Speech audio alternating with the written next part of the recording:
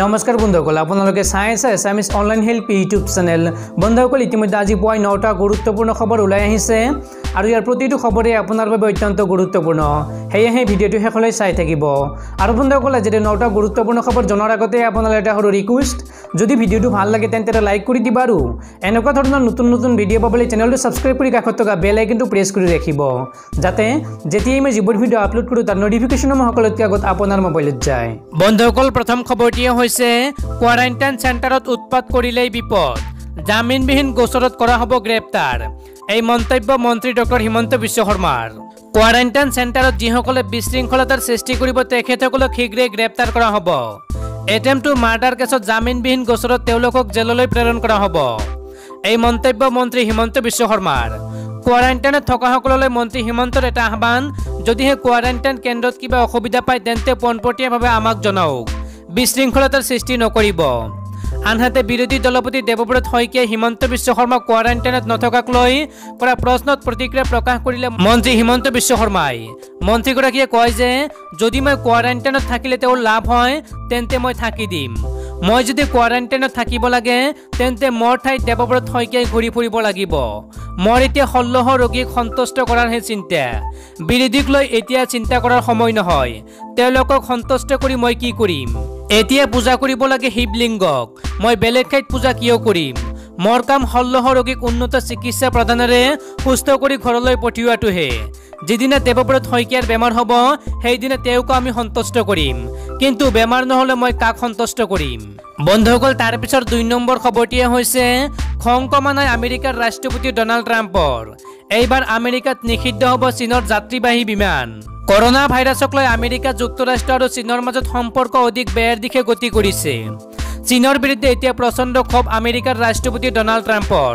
এইবাৰ চীনা বিমান সংস্থাৰ বাণিজ্য আৰু যাত্ৰীবাহী বিমান প্ৰৱেশ নিষিদ্ধ কৰিবলৈ সাজু হৈছে ৰাষ্ট্ৰপতি ডনাল্ড ট্ৰাম্পৰ প্ৰশাসন। সংবাদ সংস্থাৰ ৰাজ্যত প্ৰকাশ পোৱা খবৰ অনুসৰি এই order Air China, China Eastern Airlines Corporation, China Southern Airlines, Hainan এয়াৰলাইন্সৰ ক্ষেত্ৰত প্ৰযোজ্য হ'ব বুলি জানিব পৰা গৈছে। অহা 16 জুনৰ পৰা আৰম্ভ হ'বলগীয়া চীনৰ 4খন বিমানৰ উৰণ আমেৰিকাই বন্ধ কৰিছে বুলি জনাইছে আমেৰিকাৰ পৰিবহণ বিভাগে। আনকি চীনে 2খন দেশৰ মাজত থকা উৰণ সম্পৰ্কীয় চুক্তি উলংঘন কৰিছে বুলি জনাইছে বিভাগটোৱে। বন্ধুসকল তাৰ পিছৰ 3 নম্বৰ খবৰটিয়ে হৈছে তবলিগী জামাতৰ সৈতে জড়িত 2200 ব্লেকলিষ্টেড বিদেশীক 10 বছৰৰ বাবে ভাৰত ভ্ৰমণত নিষেধাজ্ঞা। দিল্লীৰ নিজামুদ্দিন মাৰ্কাজৰ তবলিগী জামাতৰ কাৰ্যসূচীত যোগদান কৰা 2200 বিদেশী নাগৰিকক ব্লেকলিষ্টেড কৰা হৈছে। কেন্দ্ৰীয় চৰকাৰে গ্ৰহণ কৰা সিদ্ধান্ত অনুসৰি তেওঁলোকক অহা 10 বছৰৰ বাবে ভাৰত ভ্ৰমণত নিষেধাজ্ঞা জাৰি কৰিছে। বৃহস্পতিবাৰে কেন্দ্ৰীয় গৃহ মন্ত্ৰালয়ে এই সিদ্ধান্ত গ্ৰহণ কৰিছে। যোৱা মাৰ্চ মাহত ৰাজধানী দিল্লীৰ নিজামুদ্দিনৰ তবলিগী জামাতৰ ডাঙৰ ধৰ্মীয় অনুষ্ঠান হৈছিল আৰু সিয়েই দেশত কৰোনা ভাইৰাছৰ সংক্ৰমণৰ আটাইতকৈ ডাঙৰ হটস্পট হিচাপে পোহৰলৈ আহিছিল। ইয়াৰে কিছুমান লোক কৰোনা পজিটিভ ওলাইছিল আৰু তেওঁলোকে নিজৰ নিজৰ গৃহ ৰাজ্যলৈ যাত্ৰা কৰিছিল, যাৰ ফলত কৰোনাৰ সংক্ৰমণৰ ঘটনা বৃদ্ধি পাইছিল। গৃহ মন্ত্ৰালয়ৰ কাৰ্যালয়ৰ পৰা দিল্লী আৰক্ষীৰ লগতে আন ৰাজ্যৰ আৰক্ষীৰ মুৰব্বীসকলক বিদেশী আইন তথা দুৰ্যোগ ব্যৱস্থাপনা আইন অনুসৰি তেওঁলোকৰ বিৰুদ্ধে কাৰ্যব্যৱস্থা গ্ৰহণ কৰিবলৈ কোৱা হৈছে। দিল্লী আৰক্ষীৰ অপৰাধ শাখাই যোৱা 28 মেত তবলিগী জামাতৰ সৈতে জড়িত 3খন দেশৰ 541 জন বিদেশী নাগৰিকৰ বিৰুদ্ধে দিল্লীৰ সাকেত আদালতত 12খন চাৰ্জশ্বিট দাখিল কৰে। আদালতে অহা 25 জুনত গোচৰটোৰ শুনানি গ্ৰহণ কৰিব। ইয়াৰ পূৰ্বে দিল্লী আৰক্ষীয়ে 32খন দেশৰ 374 জন বিদেশী নাগৰিকৰ বিৰুদ্ধে চাৰ্জশ্বিট দাখিল কৰিছিল। জানিব পৰা মতে তবলিগী জামাতৰ সদস্যসকলৰ বিৰুদ্ধে ভিছা নিয়মাৱলী তথা মহামাৰী সম্পৰ্কীয় আইন অনুসৰি চৰকাৰী নীতি নিৰ্দেশনা উলংঘন কৰাৰ লগতে প্ৰাণনাশী বেমাৰ বিয়পাব পৰা কাৰ্যত জড়িত হোৱাৰ অভিযোগ আৰোপ কৰা হৈছে। বন্ধুসকল তাৰ পিছৰ 4 নম্বৰ খবৰটিয়ে হৈছে ভাৰতীয় সেনাৰ প্ৰত্যুত্তৰৰ শংকা, গালৱানত 2 কিলোমিটাৰ পিছ হুকিল চীনা সৈন্য। লাডাখ সীমান্তত ভাৰত চীনৰ মাজত চলি থকা যুদ্ধমুখী পৰিস্থিতিত ভাৰতে এক ধীৰ স্থিতি লাভ কৰিছে। ভাৰতীয় সেনাৰ প্ৰত্যাক্ৰমণৰ আশংকাত প্ৰায় 2 কিলোমিটাৰ পিছুৱাই গৈছে চীনৰ সৈন্যবাহিনী। আনহাতে সংঘৰ্ষৰ কেন্দ্ৰস্থলৰ পৰা ভাৰতেও নিজৰ সেনাবাহিনীক 1 কিলোমিটাৰ ভিতৰলৈ লৈ আনিছে। যোৱা মে মাহত গালৱানত চীনৰ পিপলছ লিবাৰেশ্যন আৰ্মীৰ সেনাই ঘাটি স্থাপন কৰিছিল। বাতৰি অনুসৰি গালৱান উপত্যকাত 100ৰো অধিক অস্থায়ী শিবিৰ স্থাপন কৰিছিল চীনৰ সেনাই। কেইবা হাজাৰো সৈনিক তাত সমবেত হৈছিল। বিগত প্ৰায় 2 সপ্তাহ ধৰি চীনৰ সেনাক উভতি ধৰিবলৈ ভাৰতীয় সেনাই প্ৰস্তুতি গঢ়ি তুলিছিল। কেইবা হাজাৰো সেনা অস্ত্ৰ শস্ত্ৰৰে সজ্জিত কৰি ৰখা হৈছিল। কিন্তু বুধবাৰে চীনৰ সৈন্য নিজৰ অৱস্থানৰ পৰা প্ৰায় 2 কিলোমিটাৰ পিছ হুহুকি যায়। চীনৰ সেনাৰ প্ৰত্যাক্ৰমণৰ পাছতে ভাৰতীয় সেনায়ো 1 কিলোমিটাৰ পিছুৱাই আহে। গালৱান উপত্যকাত থকা ভাৰত আৰু চীনৰ সেনাৰ 3টা যুদ্ধকেন্দ্ৰৰ এটাৰ পৰা বুধবাৰে চীনৰ সেনা পিছুৱাই গৈছে। উল্লেখযোগ্য যে যোৱা কিছুদিন ধৰি গালৱান উপত্যকাত চীনৰ সেনাবাহিনীয়ে আক্ৰমণাত্মক স্থিতি প্ৰদৰ্শন কৰি আহিছিল। হঠাৎ চীনৰ সেনাবাহিনীৰ এই পশ্চাদগমন সম্পৰ্কে কোনো স্পষ্ট কথা ক'ব পৰা হোৱা নাই যদিও এইবাৰ ভাৰতে গ্ৰহণ কৰা ধীৰতাৰ বাবেই চীনে ডকলামৰ দৰে চাপ সৃষ্টি কৰাটো সম্ভৱ নহ'ব বুলি আঁতৰি যোৱাৰ ধাৰণা কৰা হৈছে। আনহাতে অহা শনিবাৰে সীমান্ত সমস্যাক লৈ দেশ দুখনৰ সেনাবাহিনীৰ লেফটেনেণ্ট জেনেৰেল পৰ্যায়ৰ বিষয়াৰ বৈঠক অনুষ্ঠিত হ'ব। বন্ধুসকল, তাৰ পিছৰ 5 নম্বৰ খবৰটিয়ে হৈছে সলনি হ'ব ড্ৰাইভিং লাইচেন্স গাড়ী পঞ্জীয়নৰ নিয়ম। চৰকাৰে চলাইছে প্ৰস্তুতি। আগন্তুক দিনত ড্ৰাইভিং লাইচেন্স আৰু নতুন গাড়ীৰ পঞ্জীয়নৰ সৈতে জড়িত নিয়ম সলনি হ'ব পাৰে। কেন্দ্ৰীয় চৰকাৰে যান বাহন আইনৰ সংশোধনৰ বাবে পোৱা প্ৰস্তাৱৰ ওপৰত হিতাধিকাৰীসকলৰ পৰা পৰামৰ্শ বিচাৰিছে। অহা কেইমাহমানৰ ভিতৰত সংশোধনৰ প্ৰক্ৰিয়া সম্পূৰ্ণ কৰিবলৈ চৰকাৰে প্ৰচেষ্টা অব্যাহত ৰাখিছে। বাতৰি অনুসৰি চৰকাৰে এই সম্পৰ্কত জাননীও জাৰি কৰিছে।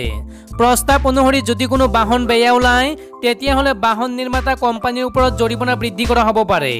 জৰিমনা কোম্পানীৰ ওপৰত 10 লাখৰ পৰা 1 কোটি টকাৰ ভিতৰত ৰখাৰ প্ৰস্তাৱ দিয়া হৈছে। এই জৰিমনা বাহনৰ প্ৰকাৰ আৰু বেয়া ওলোৱা সংখ্যাৰ ওপৰত নিৰ্ভৰ হ'ব বুলি কোৱা হৈছে। পথ পৰিবহণ আৰু ঘাইপথ মন্ত্ৰালয়ৰ এক বিবৃতিত কোৱা হৈছে যে মন্ত্ৰালয়ে যান বাহন আইনত সংশোধনৰ প্ৰস্তাৱৰ ওপৰত হিতাধিকাৰীৰ পৰা পুনৰ পৰামৰ্শ তথা মতামত আহ্বান কৰিছে।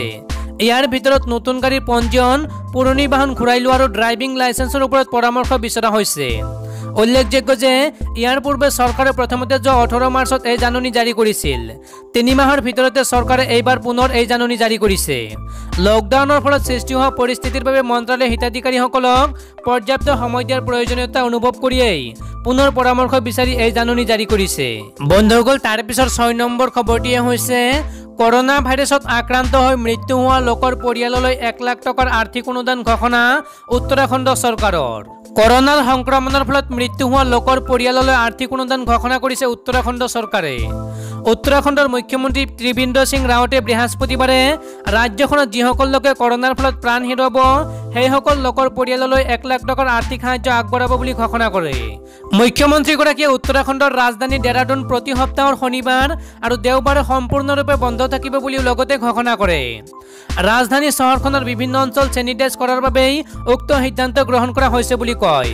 উত্তৰাখণ্ডত বৰ্তমানলৈকে 1145 গৰাকী লোক কৰোনা ভাইৰাছৰ দ্বাৰা সংক্ৰমিত হৈছে। উল্লেখযোগ্য যে ভাৰতত বৰ্তমান দ্ৰুতগতিত কৰোনা ভাইৰাছৰ সংক্ৰমণ বৃদ্ধি পাই আছে। দেশত কৰোনা ভাইৰাছৰ সংক্ৰমণৰ সংখ্যা 2 জুনতে 2 লাখ অতিক্ৰম কৰিছে।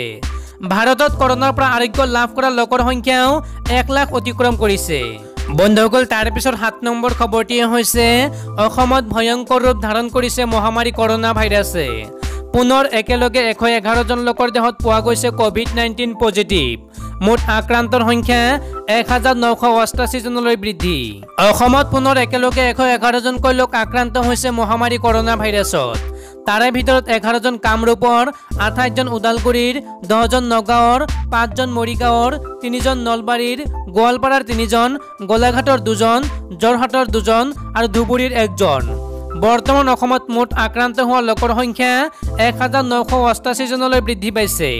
তাৰে ভিতৰত চিকিৎসাধীন হৈ আছে 1539 জন। মৃত্যু হৈছে 4 জন লোকৰ আৰু সুস্থ হৈ উঠিছে 442 জন লোক। আৰু এই কথা জনাইছে স্বাস্থ্য মন্ত্ৰী ডক্টৰ হিমন্ত বিশ্ব শৰ্মাই। বন্ধুসকল, তাৰ পিছৰ 8 নম্বৰ খবৰটিয়ে হৈছে 25 জুনত ঘোষণা কৰা হ'ব উচ্চতৰ মাধ্যমিক চূড়ান্ত পৰীক্ষাৰ ফলাফল। 25 জুনত ঘোষণা কৰা হ'ব উচ্চতৰ মাধ্যমিক চূড়ান্ত পৰীক্ষাৰ ফলাফল। পুৱা 9 বজাত ঘোষণা কৰা হ'ব ফলাফল। ফলাফল ঘোষণাৰ পিছত ছাত্ৰ ছাত্ৰীয়ে মহাবিদ্যালয়ত লাভ কৰিব মাৰ্কশ্বিট আৰু চাৰ্টিফিকেট। ইয়াৰ উপৰি ৱেবছাইট যোগেও লাভ কৰিব ফলাফল। এইবাৰ পৰীক্ষাত অৱতীৰ্ণ হৈছে মুঠ 2,34,009 গৰাকী শিক্ষাৰ্থী। ইয়াৰ ভিতৰত কলা শাখাত 1,75,175 গৰাকী, বিজ্ঞান শাখাত 40,588 গৰাকী, বাণিজ্য শাখাত 18,178 গৰাকী আৰু বৃত্তিমূলক শাখাত 868 গৰাকী। 18টা ৱেবছাইটত উপলব্ধ হ'ব পৰীক্ষাৰ ফলাফল। ৱেবছাইটসমূহ হ'ল www.hsinfo.in, www.hsinfo.in, ahsec.nic.in, www.knowyourresult.com, www.examresult.com, www.result.shiksha, www.exametc.com, www.schools9.com, www.assamresult.com, www.result.net, www.eduassam.com, www.assam.shiksha, www.assamjobalert.com, www.assamonline.in, www.school.greatup.co, www.hsinfo.in, www.ahsec.nic.in।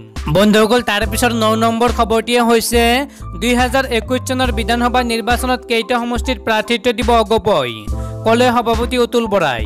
Asom Gana পৰিষদে অসম বিধানসভাৰ 2021 নিৰ্বাচনত 85টা সমষ্টিত বিজয়ৰ লক্ষ্য নিৰ্ধাৰণ কৰিছে। অগপৰ সভাপতি অতুল বৰাই বৃহস্পতিবাৰে এক দলীয় সভাত এই মন্তব্য কৰিছে। 85টা সমষ্টিৰ জনসাধাৰণৰ কাষ চপাৰ বাবে জনসম্পৰ্ক শক্তিশালী কৰা আৰু ছ'চিয়েল মিডিয়া ৰণনীতি নিৰ্ধাৰণ কৰাৰ বাবে সভাখন অনুষ্ঠিত হৈছিল। বৰাই জনায় যে এই সমষ্টিসমূহত IT সেল গঠন কৰা আৰু অগপৰ দৃষ্টিভংগী প্ৰসাৰৰ বাবে দলে সিদ্ধান্ত গ্ৰহণ কৰিছে।